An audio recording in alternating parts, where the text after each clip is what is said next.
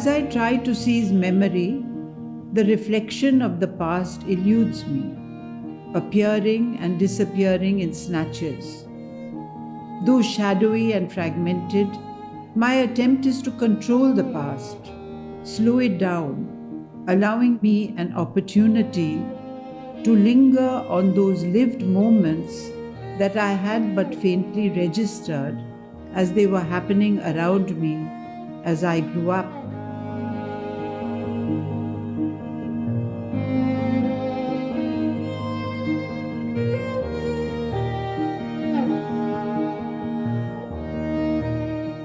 Writing the book allowed me to wander through the entangled landscape of Alkazi's passions, memorialized in his artistic endeavors, be they his stage productions, his performances, his paintings, his pedagogical skills, or the affairs of his heart that took their shape and form as a response to the social and political life that raged around him.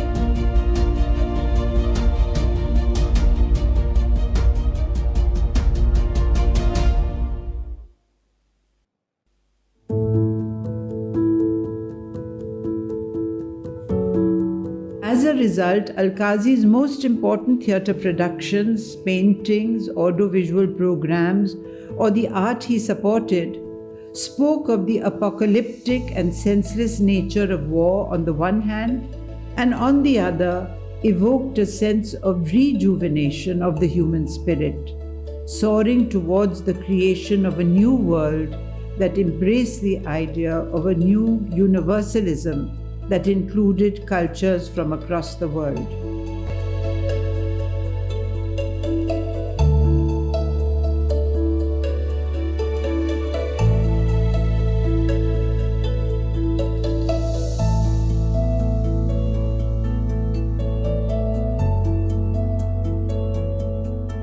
The search for the essential Alkazi was an exercise in recalling and at times reinventing his truths through the maze of his actions.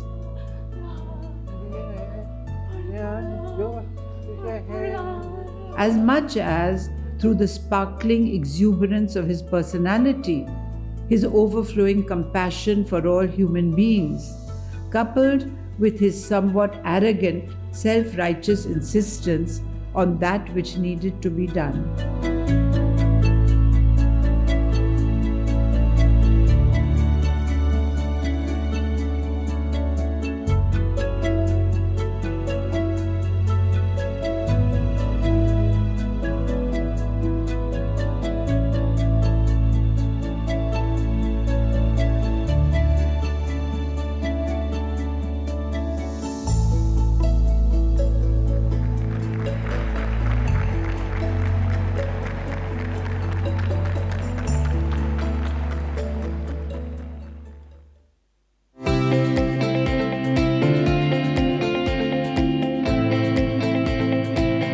As the words spun out from my thoughts with my fingers tapping on the keyboard, my father stopped being mine the moment he became Ebrahim riding on a bicycle on the very first page of this book.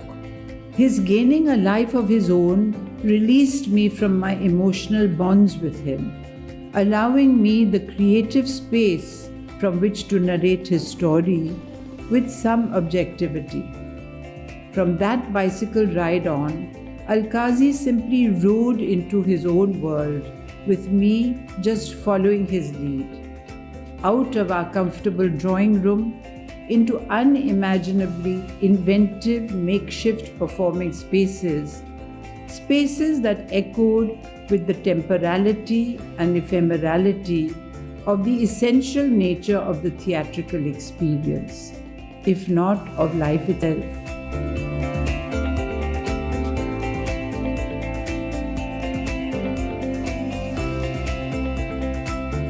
Here, Alkazi ignited the imagination of those around him with innovative ideas and the energy and excitement to become pioneers and builders of a new India of their dreams.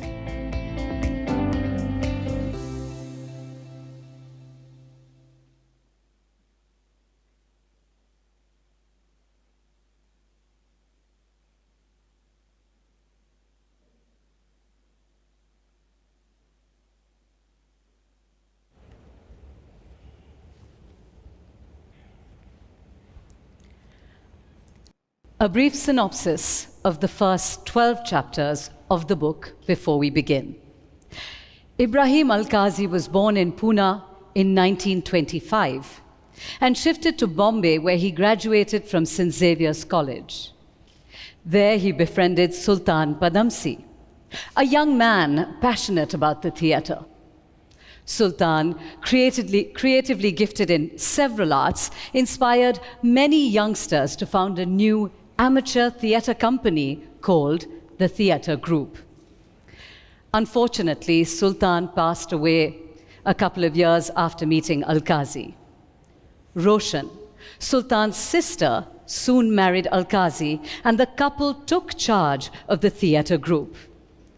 In 1947, a baby daughter, Amal, also known as Uma, was born.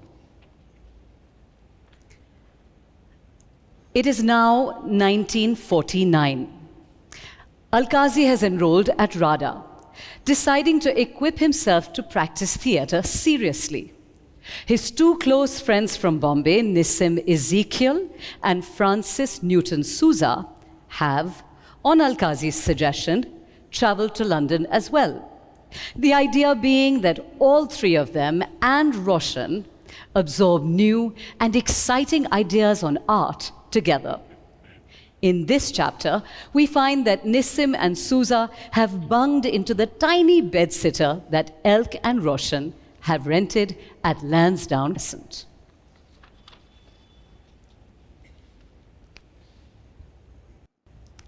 Chapter 13, 40,000 Years of Modern Art, 1949.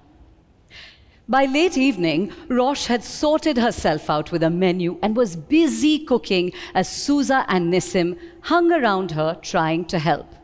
The radio was on, and a hushed silence enveloped the room as all of them listened with reverence to The Wasteland being read out by the great T.S. Eliot himself. April is the cruelest month, breeding lilacs out of the dead land, mixing memory and desire, stirring dull roots with spring rain. Elk sat some distance apart at his small desk in his by now characteristic pose of Rodin's thinker. Cutlery tinkled as Rosh set the table. Elk looked up with a scowl, and bringing his finger to his lips, he signaled her to keep silent. She sat down, careful not to allow the chair to scrape against the stone floor. Nissim and Souza felt reprimanded too and guiltily stopped doing whatever they were doing. Bloody hell, thought Souza. Elk is behaving as if this is a live performance and that the narrator, in this case the great Eliot himself, is being disturbed. 38 Lansdowne Crescent was barely recognizable from what it had looked like a few months ago. From a bachelor's digs with just a couple of sticks of furniture, Roshan, in her inimitable fashion, had transformed it into a cozy, comfortable home. Improvising with odds and ends, she had used one of her Kashmiri shawls, a cream and brown one with tiny paisleys embroidered on it, as a tablecloth. In the center, she placed a jam jar with a few flowers she'd picked up on her way home. The table was set with an assortment of crockery and cutlery, bits that Roshan had brought with her from Bombay, and a few plates that Elk had picked up from a Salvation Army shop. These comprised their very elegant dinner service.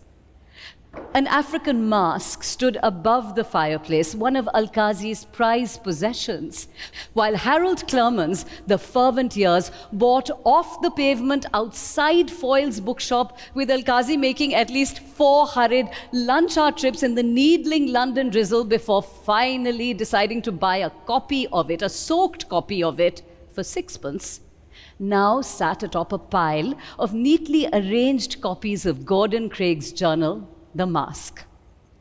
Elk's paint brushes, pencils were in an old pewter beer mug, while his portfolio of the Hamlet drawings was set to one side of his desk.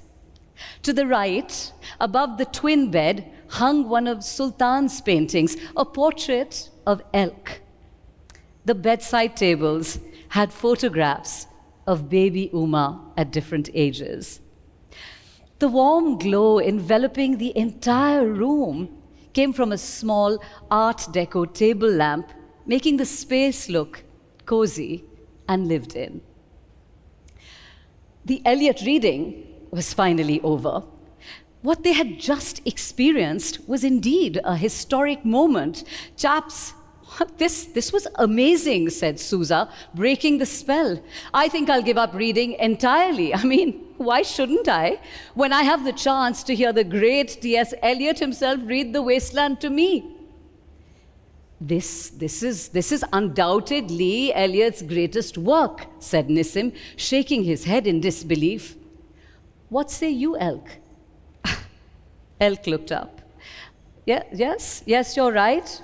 You're right, not that one wants to compare, but certainly The Wasteland is in league with Joyce's Ulysses. I would rank it as the greatest work of all modernist poetry. I thought it was so original to divide the poem into several voices, male and female. It gave the rendering such a dramatic quality. It felt like a performance, said Rosh. There was a knock. Balu, Homi, Krishna Paigankar, and 3 other young artist friends of Sousa walked in, and the conversation seemed to fly from topic to topic as they settled down to eat. Sousa was bent on regaling them with the unprecedented success of the Progressive show in Bombay in 1949 and updating them of the imminent arrival of Raza and Hussain to London. The fate of Indian modernism was hotly debated, with Sousa acknowledging that though there was a great impact of the medieval and ancient art show in Delhi on all of them, influences and sources in today's art world came from everywhere. It's all very well to talk in metaphors about having one's roots in one's own country, but roots need water from clouds forming over distant seas and from rivers having sources in different lands. Roshan, meanwhile, had cooked up a storm. Her mother's recipes of dal, hot and sweet, along with gosht ka salan, were wolfed down by everyone. Meal over, a lull descended as they sat back, satiated and drowsy. The meal had been a real treat in these rationed times. But everyone perked up again as Rosh produced a surprise dessert, stewed peaches with condensed milk, which she had brought with her all the way from Bombay and saved for an occasion like this. The sight of a tin of condensed milk was met with jubilant applause. Elk quietly picked up his stewed peaches and condensed milk and moved back to his corner. Nissim followed. What are you doing, Elk? Nothing really. I wanted to show you some of my responses to the ICA show. He then laid out his series of new work, Lovers One, on his desk. Nissim was mesmerized. 25 works? My God, Elk, when did you do all this? In the background, Sousa's voice was rising to a fever pitch, and I told them, you just piss off, okay? I told them to piss off. They could not understand my intentions. It's a bloody racket, I'm telling you. And Rosh was busy chatting with them while washing the dishes, and she said, gosh, Francis, how I wish we'd been there to see the show.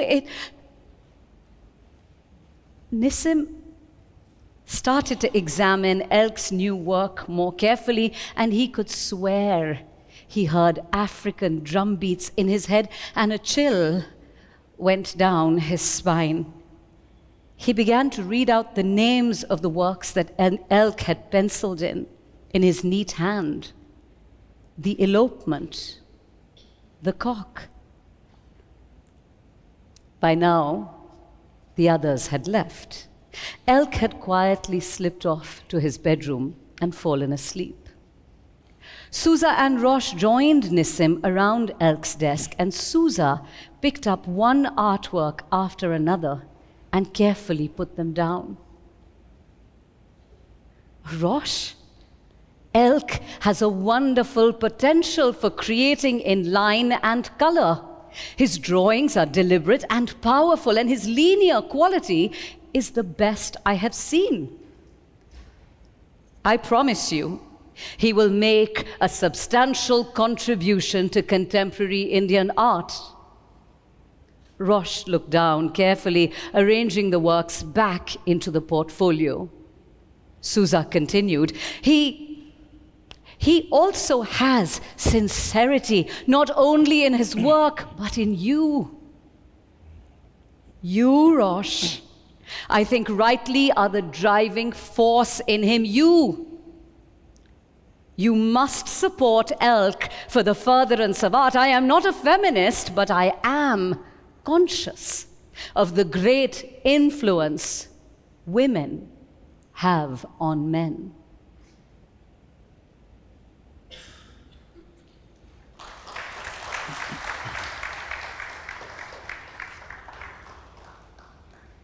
Alkazi has returned to Bombay after completing his studies in England. He has immediately launched into conducting intensive workshops for training in different aspects of theatre. For members of the theatre group as well as audiences, the kind of modernist productions mounted by Alkazi have never been seen before. Neither has Bombay ever witnessed the thematically controversial plays that championed the cause of the new independent woman of playwrights like Ibsen, Strindberg, Chekhov, or reinvent history or myth in contemporary terms like Eliot, Camus, or Ennui. In this chapter, Alkazi is rehearsing T.S. Eliot's Murder in the Cathedral at the Institute for Foreign Languages, for which he has asked his artist friend M.F. Hussain to design the sets and masks. Chapter 18. Life quickens into art and in turn enriches life. 1953. Halt! A voice rang out from the darkness, and in a moment Alkazi appeared from within its velvety folds with his arms raised.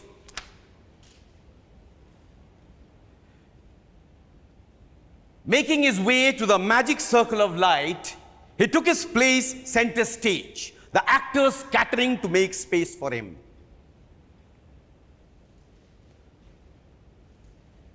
There is only a week until the performance, my dear friends. But even at this late stage, I want to reiterate, and I will repeat to you what this play is about. What it is essentially about.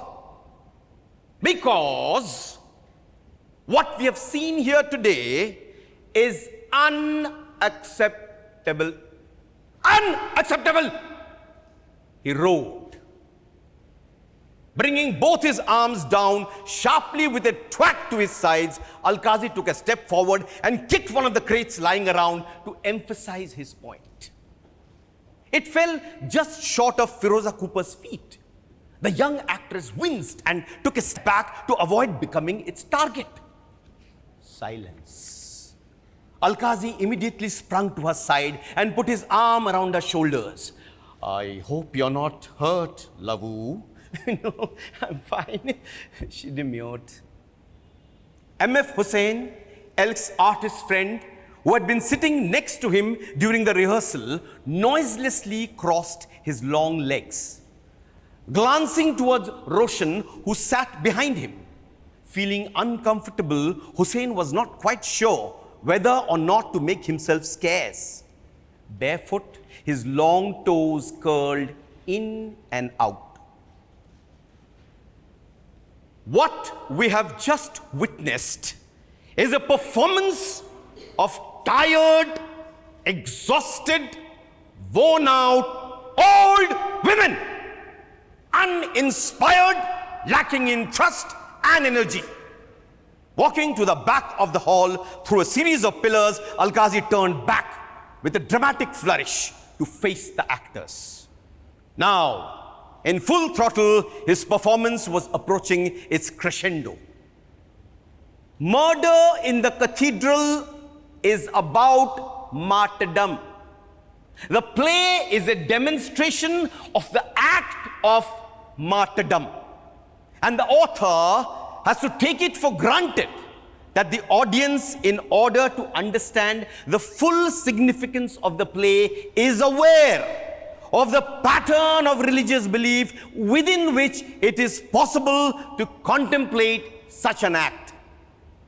Murder in the Cathedral presents Thomas Becket as a martyr, in will and in deed, with mind and heart purified in order to be made an instrument of the divine will. The actors had never heard a person talk with such intensity. Eyes gleaming, Alkazi's passion energized them and made them feel like they could achieve what he was asking of them. Now his sharp eyes panned in an unblinking stare from one face to the next. Mehli Gobai, Manohar Pitale, George John, and finally coming to rest on Minu Choi, who was playing Thomas Becket. Thomas is a passionate and fiery character who cannot be played apologetically. His part sizzles with the passion and poetry of his life. A saint of the type of Thomas is one who burns with fervor and is consumed by an idea. Becket must be shown to be vividly alive. He does not walk through the play in a religious trance, pontificating.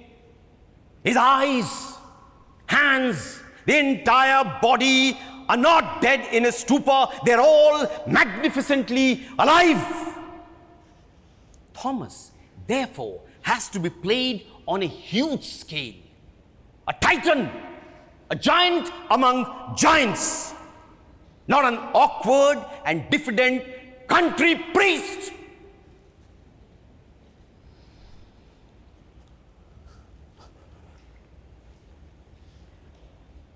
From around this time, Alkazi has been involved with another woman, an actress and writer called Uma Anand. This has put a strain on the Alkazi marriage. Roshan is naturally pained and feels she needs time to work things out for herself. Very keen on dance, she discovers the great Bala Saraswati as her guru. Roshan makes several long and short trips to Madras during this period. Chapter 26, Madras Mother, The Need for Roots, 1958. As the train sliced through the landscape like a knife, Rosh could feel the relentless onward movement of her life towards unknown destinations.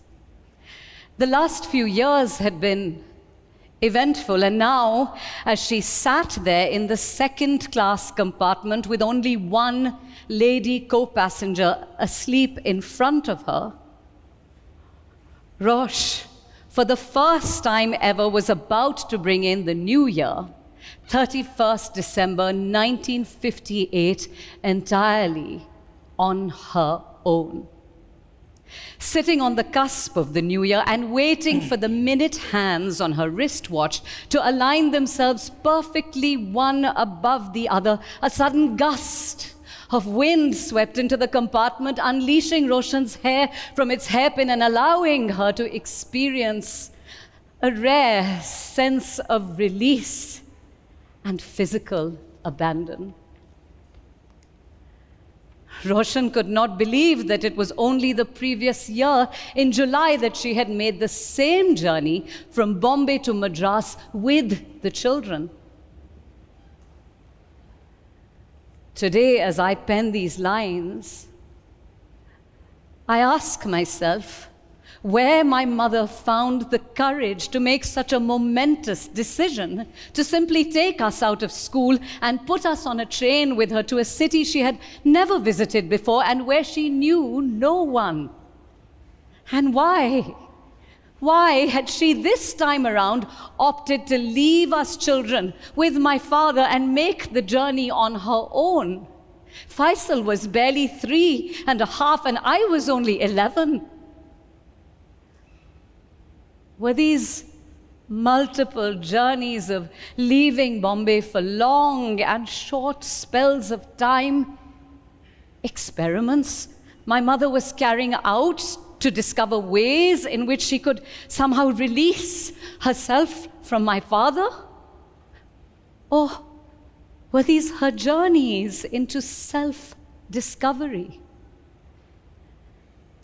As a young woman of barely 33 years old, I doubt that my mother had clearly articulated the reasons for her flights. All she knew was that she was experiencing a dull pain. A pain that had curdled into a tight knot, embedded itself into the pit of her stomach and lain there for years. The weight of the pain had grown unbearable, and Roshan knew she had to somehow get rid of it. Get rid of it. For this, Roshan had longed, prayed, and waited. Yes, Roshan, my mother, waited long and hard for a miracle to happen, to be released from her pain. The first 10 years of her marriage had been overtaken by relentless and ceaseless activity generated by Elk of making and sustaining a theatre group and of building a presence for himself in a highly competitive city. There had been no real time for personal issues. Elk seemed satisfied to have such an able and devoted work colleague in Rosh. In fact, he could not do without her even for an instant, as she mentioned to me in her later years.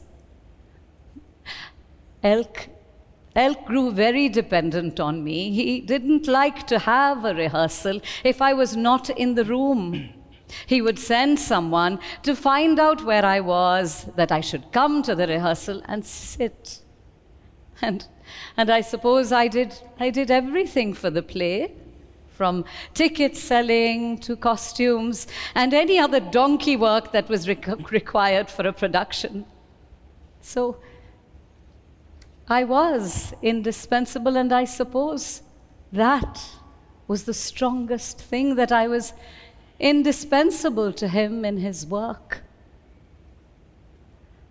But that was not the only role Rosh wished to play in life. She was a person of far deeper probing, a person who was in search of herself, actively, relentlessly, and intimately.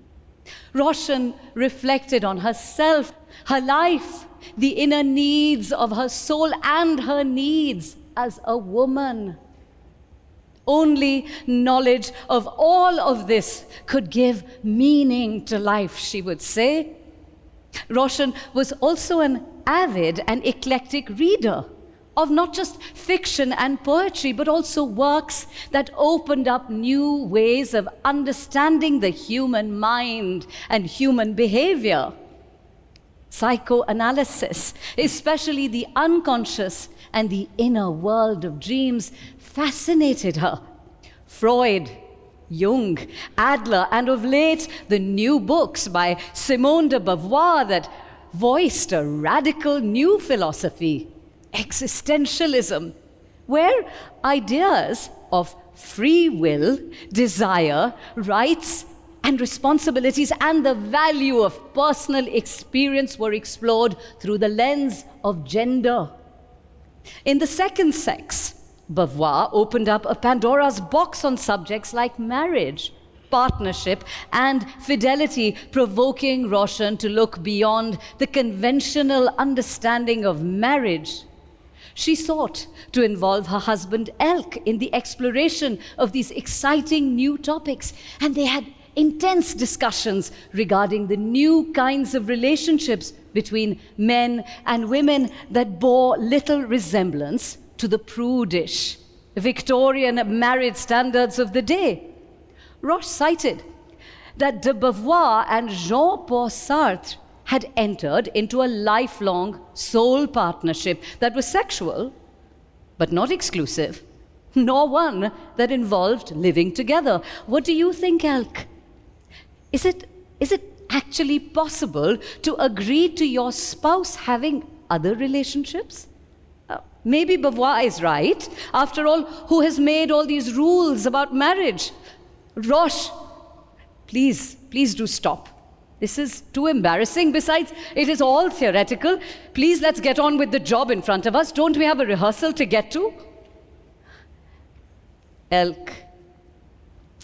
Elk was always evasive. Roshan's discussions on marital fidelity clearly unnerved him. He wondered if Rosh had come to know of his ongoing and growing closeness to Uma Anand. And if so, should he just bring it up and make a clean breast of it? He did not really like to be secretive. It made him feel somehow unfair, impure, and dishonest. And the last thing he wanted to do was to be dishonest with Rosh. At night, however, as they lay in bed, Rosh would once again, in all innocence, return to these thoughts that had begun to preoccupy her. You know, darling, I read another bit in The Second Sex today, which mentioned that women are as capable of choices as men, and they can take responsibility for themselves and choose their own freedom. That's true, thought Elk. Uma, as a married woman, was independently deciding the steps she was taking with him with regard to their relationship. And if he did not feel that Uma was wrong for loving him, then could Rosh not do the same too? Surely she too should be able to choose her life and her partners. After weeks of internal debate and torment, Elk finally confessed to Rosh that he cared for Uma, but that in no way did it diminish his love for her, his wife and the mother of his children. What was my mother's response? From what I remember, there were long bouts of erratic behavior on both their parts. Bouts of so-called normalcy shifted, unannounced, to bouts of depression, especially on my mother's part. Dark, brooding moments when the two of them kept silent for hours, nay, days, still haunt me. At our Vittal Court flat, without walls behind which my mother could hide or cry or scream, in a cavernous hollow where arguments could not be engaged in at decibels matching the searing intensity of their emotions, where the air would be thick with unspoken accusations, a sense of betrayal, and unexpressed pain. Often, towards evening, the lights would not be turned on, which was frightening for my brother and myself, who, while sensing the tension, would silently continue to play cards or snakes and ladders in the dark. In general, my mother wore the look of a rejected, abandoned, frightened animal. Unkempt, with red, swollen eyes, she roamed around in her dressing gown or slept interminably under the influence of sleeping pills. At times, she disappeared onto the terrace for hours, or even scarier, disappeared altogether, only to have my distraught father search for her anxiously all over Bombay. More often than not, my mother would be discovered at her mother Kulsumbai's house, as she knew Elk would think twice before following her there, as he remained an unwelcome son-in-law. We kids would then be sent across to Katie to be with our mother along with our Aya Yaujan. After a few weeks, we would all return to Vittal Court, and life would go on. Around this time, Alkazi had shifted the theatre group headquarters to the Bhulabhai Desai Institute, where a large number of artists, painters, dancers, and musicians had their studios. Although he had expanded the activities of the group to include workshops on several art forms, as also theatre training and acting training, he found a certain resistance on the part of the theatre group members to his larger vision.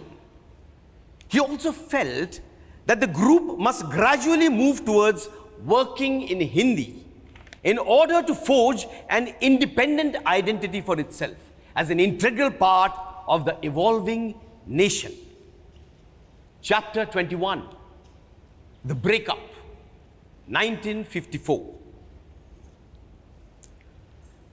As the August issue of the Theatre Group Bulletin came hot off the press, the theatre group members called one another, suggesting that Elk's article, to further the cause of the theatre, a plan for the reorganization of the theatre group, be read immediately.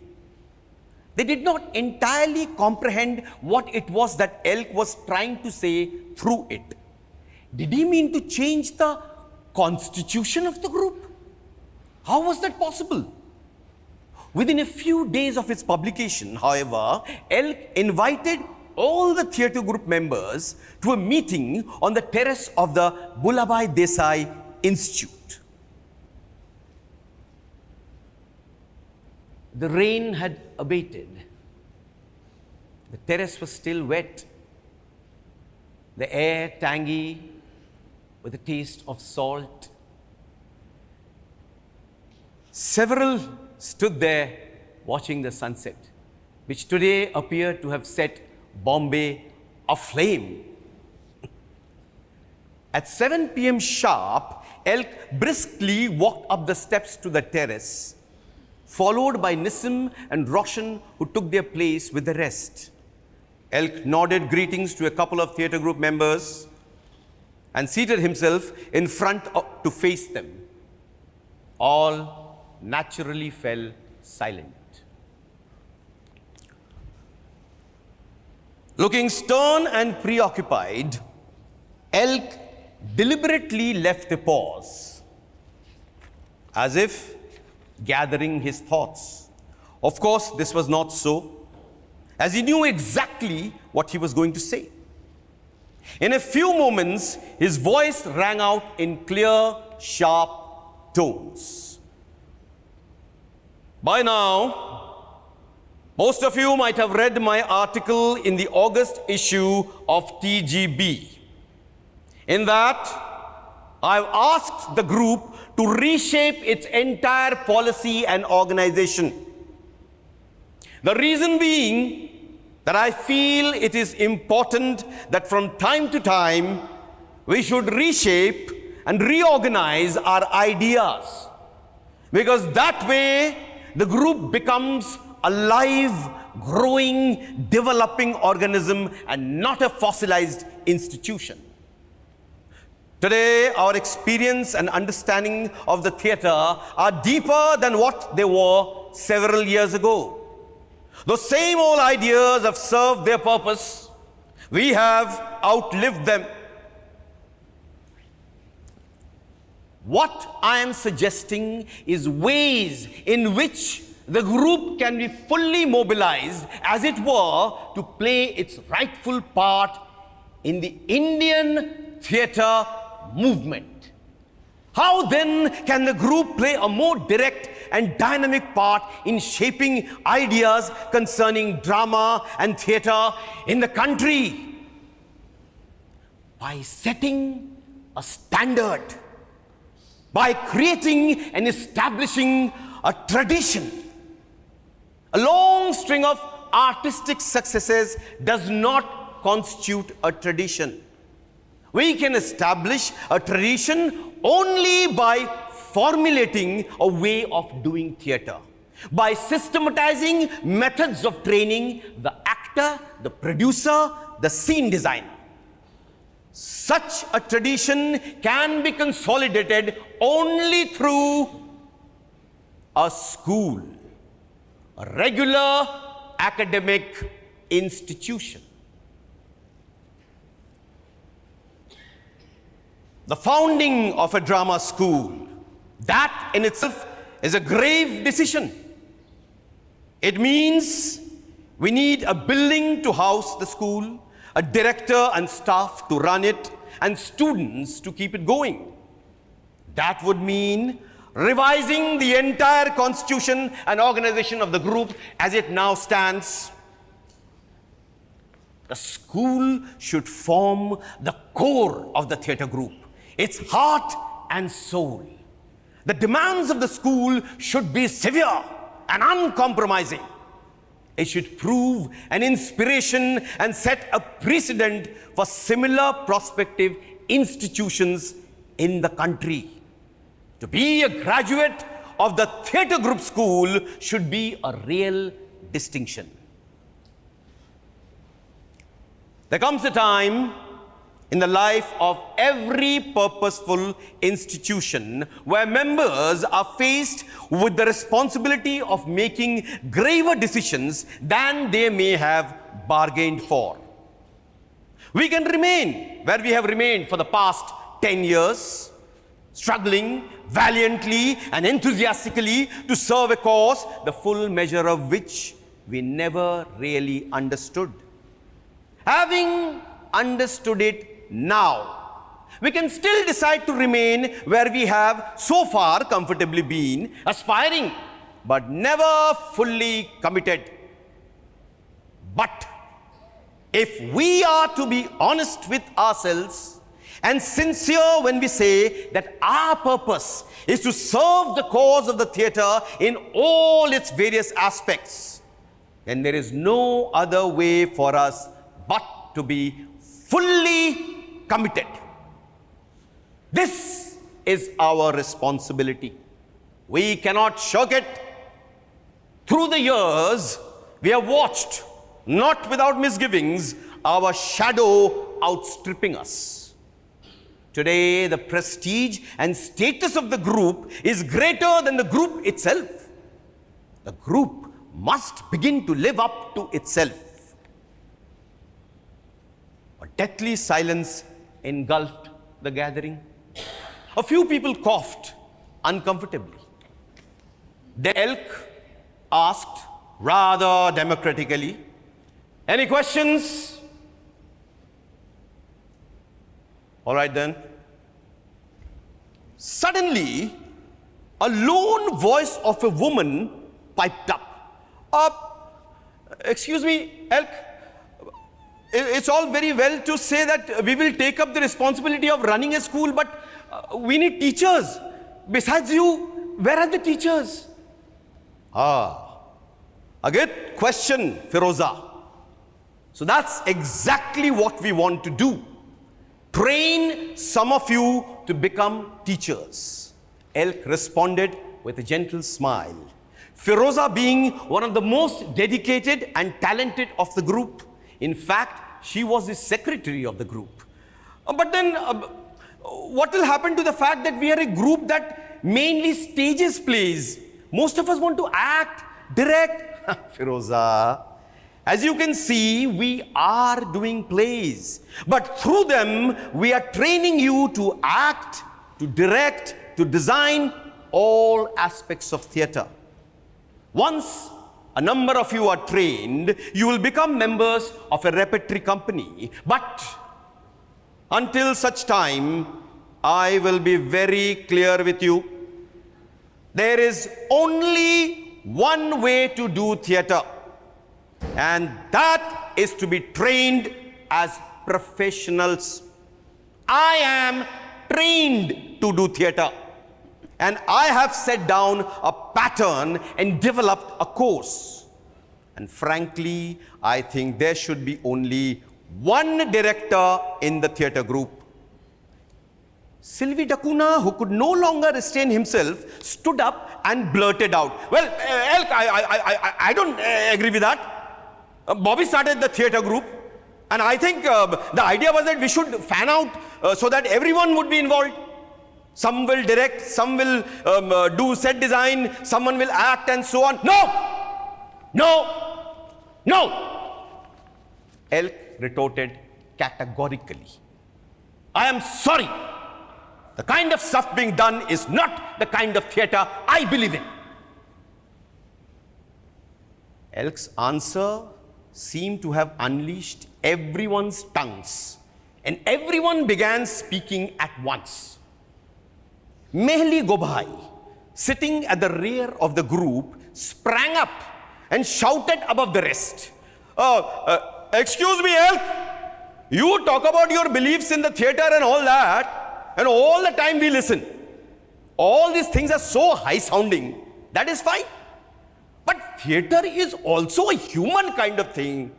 And all this other stuff you talk about is just a facade." Elk, unable to tolerate this insolence, was beside himself with rage. He boomed, "Facade!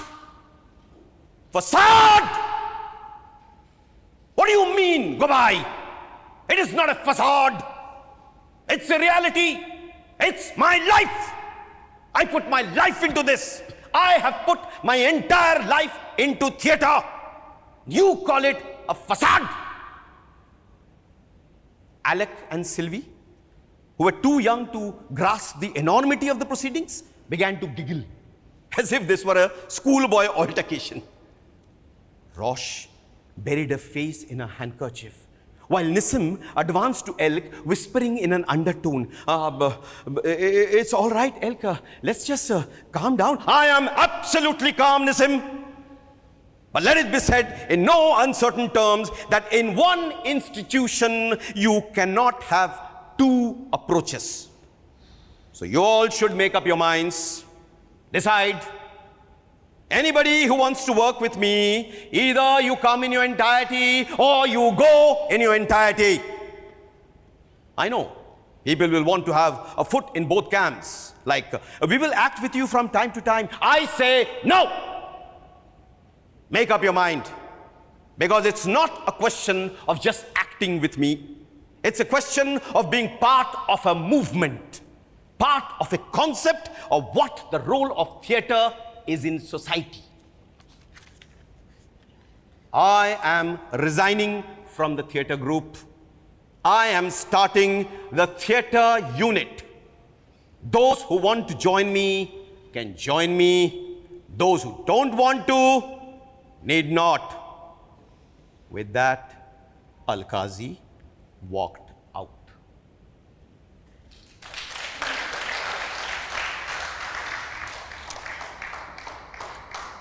It is now 1972. Having relocated to Delhi, Alkazi has spent a decade as the director of the National School of Drama. Under his leadership and radical vision, the NSD has become an internationally recognized institution of great repute, producing a galaxy of some of the finest actors in the country. As a result, Alkazi is much sought after on Delhi's social scene. In this excerpt, Alkazi accepts an invitation to a Sunday lunch.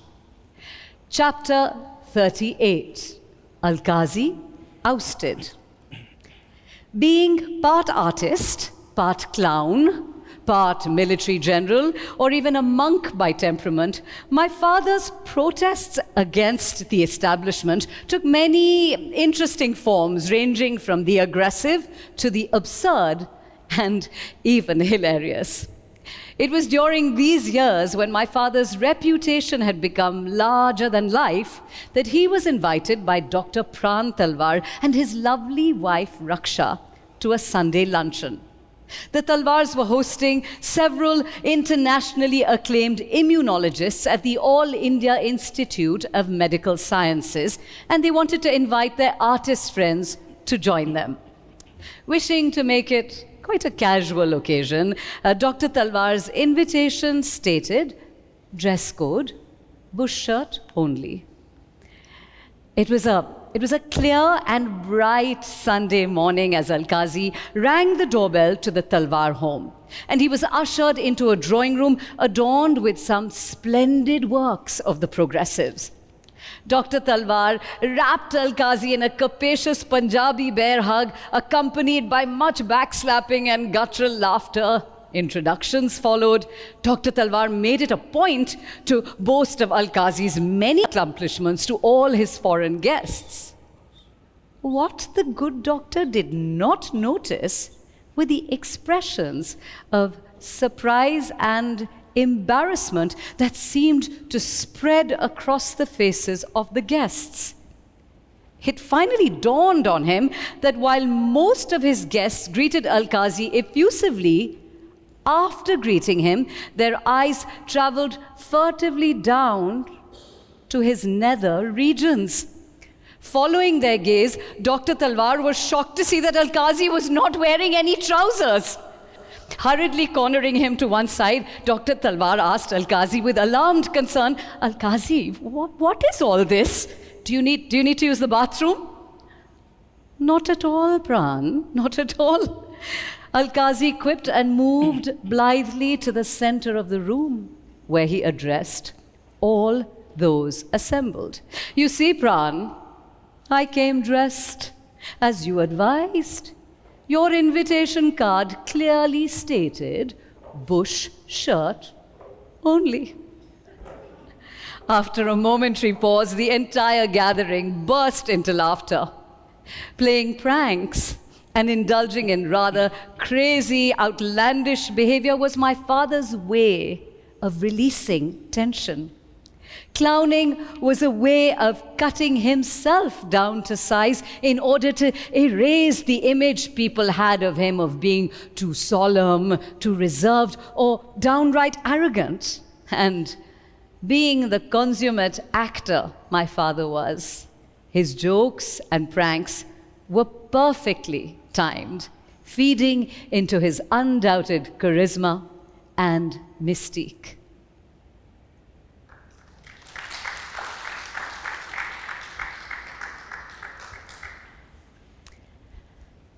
Chapter 36, Reaching Out, 1972.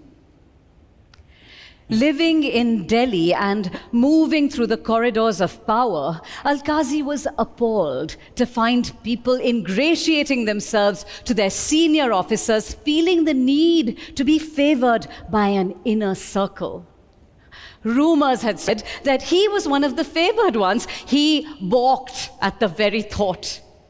He was merely doing his job, for God's sake. Just because he insisted that the government allow him to develop the NSD into an institution of national importance and allow it to forge links with other major institutions such as the Film and Television Institute, Jawaharlal Nehru University, and Doordarshan links that would become employment avenues for NSD's graduates. Such aspirations were being interpreted as him expanding his own network and pushing himself forward using the NSD to acquire national and international stature for himself. Why can't people see that you are doing this for the greater good, Elk?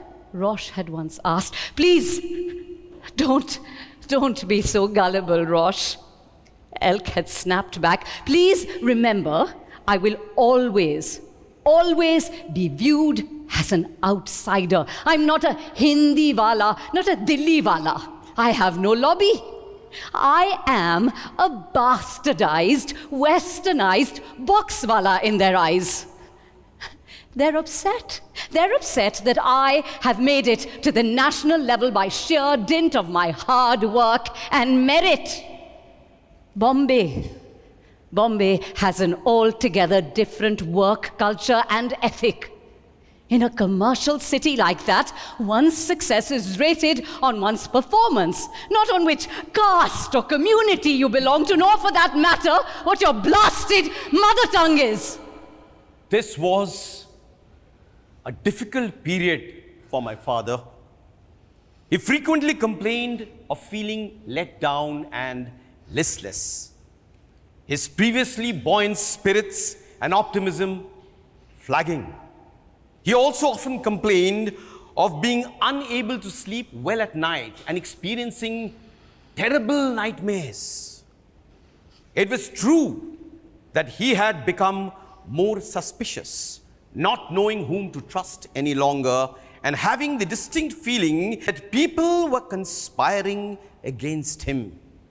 A kind of paranoia had set in. It was said that he carried his resignation letter in his pocket at all times, threatening to leave the institution at a moment's notice. Pushing such thoughts aside, Alkazi crossed the lawn towards NSD's Meghdoot Theatre for his rehearsal of Girish Karnad's Tughlaq.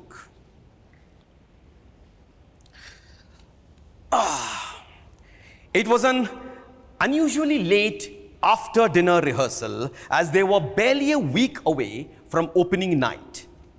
Alkazi took this opportunity to remind the cast, especially Manohar Singh, who was playing Tughlaq, about aspects of the character that needed to be highlighted.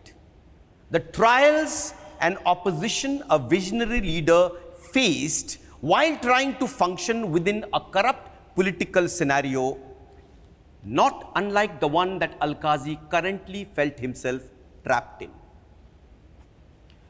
Manohar nodded, a pensive look on his face, as he tried to absorb what his director was suggesting. The entire cast was listening with rapt attention. At such moments, Alkazi was confident that he had succeeded in forging a bond with his students. These were mostly youngsters from smaller towns and villages who had decided to dedicate themselves to the art of theatre. He felt morally bound to nourish and nurture them and bring about a change in their lives, their circumstances, and their intellectual growth. He was convinced that these were the people who mattered. They were the future. They would stand by him and stand up to those carping, petty-minded critics so keen on bringing him down. This particular cast of Tughlaq had some of NSD's most brilliant actors, each painstakingly trained by Alkazi himself. There was Manohar Singh playing Tughlaq. Surekha Sikri and Uttara Baukar were doubled up as Sauteli Ma. Nasiruddin Shah as the Machiavellian Aziz. Rajesh Vivek Upadhyay as Najib and Om Puri as Barni. Younger repertory members included Pankaj Kapoor, K.K. Raina, Vijay Kashyap, Raghuvir Yadav, who were also part of the production as extras. Okay, let's start in 10 minutes. No wasting time, come on, from the top. Actors begin to scramble and take their positions backstage. Meanwhile, Alkazi strides up the steps of Meghdut Theatre and sits on the topmost level of the auditorium. By now, Rosh has arrived at Meghdut. She has designed the costumes based on a meticulous research of this medieval period. She sits quietly at some distance from Elk, taking out a notepad and pencil to make notes. The third bell rings. The lights dim in the auditorium and come up on stage. The opening crowd scene. Alkazi feels the crowd needs to spread out further compositionally, but restrains himself from interrupting the run-through. Tughlaq enters with his entourage to address the populace. There seems to be a lot of fumbling regarding positions. A few actors trip on the stairs in their long robes. Unable to restrain himself any longer, Alkazi rushes down to the stage and moves actors around, placing them across multiple levels to create arresting pictures of singles and groups. This is his forte, which comes directly from his study of compositions, especially large history paintings. He returns to his seat and makes a few notes, never allowing his focus to move away from the stage. He signals for Rosh to join him. Something has to be done about the turbans, Rosh. They're just falling off. And the length of the costume. The actors are tripping. They need more time to get used to the costumes. Can we start having full dress rehearsal from tomorrow, please? He nods, not wanting to take his eyes off the stage. It has become a messy rehearsal. The prayer scene is going on, where the attempt is made to assassinate Tughlaq. Alkazi's mind quivers as he recognizes the same kind of conspiratorial lack of loyalty among Tughlaq's courtiers to their king as the NSD staff have to him. A spineless, ineffective lot. The scene seems to be dragging on, uninspired and weak. Alkazi's ideas begin to escalate. It suddenly dawns on him how this scene should develop from this point until its conclusion. He rushes onto the stage, pushing Manohar Singh away, and without a pause takes over the role of Tughlaq, enacting the entire scene by himself. At the same time, he maintains his own identity as the director, instructing the other actors in their moves, gestures, posture, never allowing his energy to flag. It is remarkable how his leaping onto the stage has electrified the action.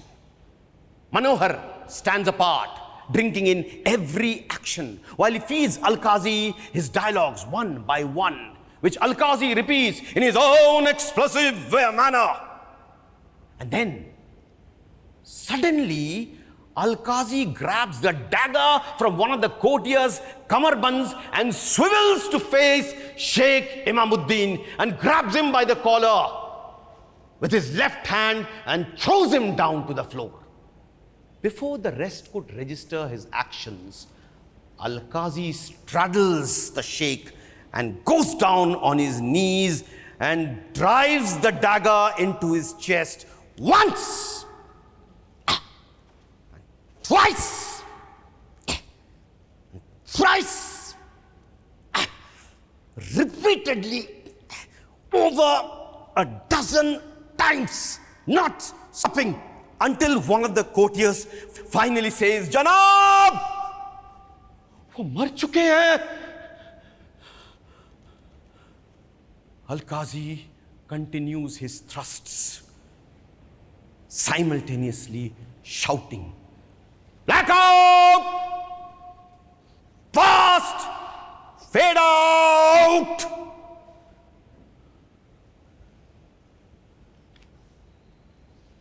Roshan and the rest of the onlookers are shattered.